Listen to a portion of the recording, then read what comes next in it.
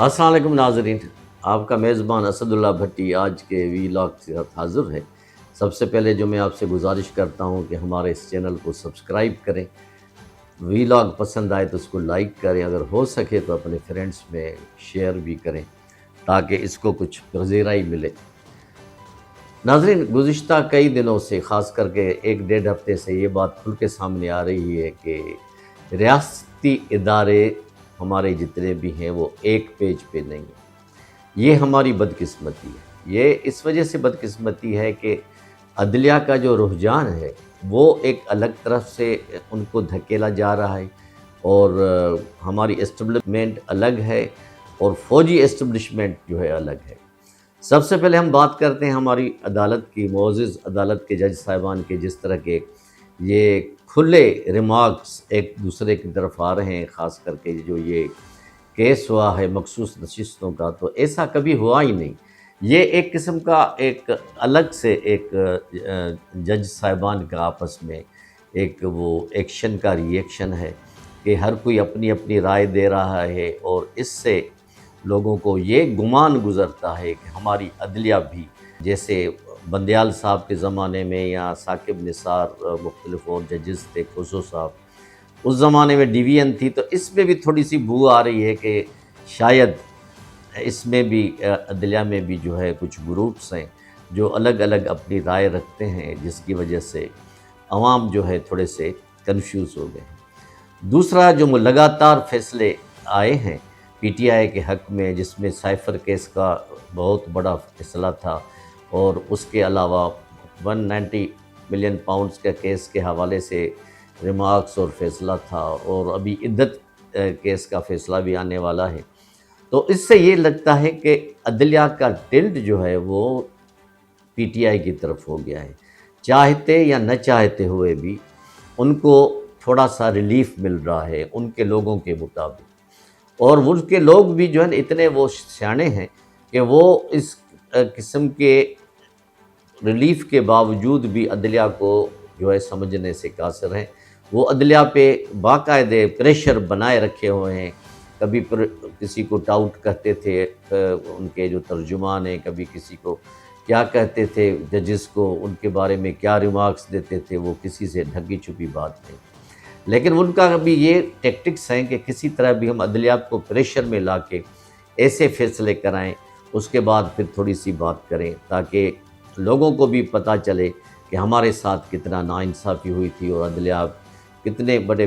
Pressure کے باوجود بھی ہمارے لیے آسانی پیدا کر رہی ہے۔ ناظرین، دوسرا ایک عام ایک مفروضہ تو نہیں کہا جائے گا اس کو، ایک حقیقت سامنے آ رہی ہے کہ جو کوئی بھی اسٹیبلشمنٹ کو یا فوج کو بلا واسطہ یا سیدھی طرح گالم گلوچ کرتا ہے یا کرٹیسائز کرتا ہے، تو وہ بہت ہی مقبول ہو جاتا ہے، پورے دن میں، پوری رات میں، ایک ہی دن میں وہ مقبول ہو جاتا ہے۔ یہ بھی ایک قسم کی پالیسی ہے پی ٹی آئی کی، تو کسی بھی طرح ہم اسٹیبلشمنٹ کے خلاف بات کریں اور فوج کے خلاف بات کریں تاکہ ہم مظلوم بن جائیں، اور ہمارے ساتھ جو یہ ناانصافی ہو رہی ہے، لوگ اس کے بارے میں سوچیں کہ اسٹیبلشمنٹ اتنا کر رہی ہے، اور ہماری جو فوج کا عظیم ادارہ ہے اس کے جو کچھ لوگ یہ کر رہے ہیں۔ یہ ایک قسم کی بڑی سازش ہے ناظرین۔ اس سازش کی وجہ سے لوگ حیران اور پریشان بھی ہیں، یعنی اس قسم کی باتیں وہ ہو رہی ہیں کہ انہوں نے جو بھی کام کیے پی ٹی آئی والوں نے، وہ اس کے باوجود بھی اپنے آپ کو مظلوم ظاہر کرنے کی کوشش کر رہے ہیں۔ ایک آپ یہ کیس بھی دیکھا کہ 9 مئی کو کیا کچھ نہیں ہوا، لیکن اس کے باوجود بھی کئی ایسے لوگوں کو ہمارے معزز عدالتوں نے ریلیف دیا، ان کو چھوڑ دیا، ان کو بری کر دیا کہ جی ان کا ان سے کوئی واسطہ نہیں تھا، ان کا یہ واسطہ نہیں تھا۔ پوری دنیا نے دیکھا کہ ہمارے ساتھ کیا ہوا، ہمارے فوجی اداروں کے ساتھ، کہ بلڈنگ کے ساتھ جو ہمارے شہید تھے ان کے سر کاٹ کے جو اسٹیچو بنے ہوئے تھے ان کے لیے، اس کے ساتھ کیا کیا گیا۔ لیکن اس کے باوجود بھی ہماری عدالتیں نے جو ہے ان کو ریلیف دینا شروع کر دیا۔ اب تو شاید کوئی ایک دو لوگ بچے ہوں گے جن کا کوئی فیصلہ باقی ہو، باقی جتنے بھی ہیں تقریباً بڑے لیڈر، ان کو تو ریلیف مل گیا ہے، وہ اپنے گھروں میں بیٹھے ہیں، اپنی سیاست کر رہے ہیں، کچھ چپ ہیں، کچھ آہستہ آہستہ باہر نکلنے کی کوشش کر رہے ہیں۔ اور اس کے ساتھ ساتھ ایک ہفتہ پہلے جو ہماری کور کمانڈر کی کانفرنس ہوئی تھی کراچی میں، اس میں تو باقاعدہ کہا گیا کہ جو 9 مئی میں شامل تھے ان کو ہم نہیں چھوڑیں گے، اور ان کے اس خلاف جنگ ہوگی، احتساب ہوگا، ان کے خلاف بات ہوگی اور ان کو کیفر کردار تک پہنچائیں گے۔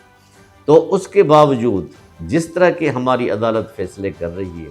تو جو کوئی ڈائریکٹلی یا انڈائریکٹلی کوئی سمجھے یا نہ سمجھے، لیکن عام آدمی یہ سمجھتا ہے کہ ڈائریکٹ کنفرنٹیشن ہے، ایک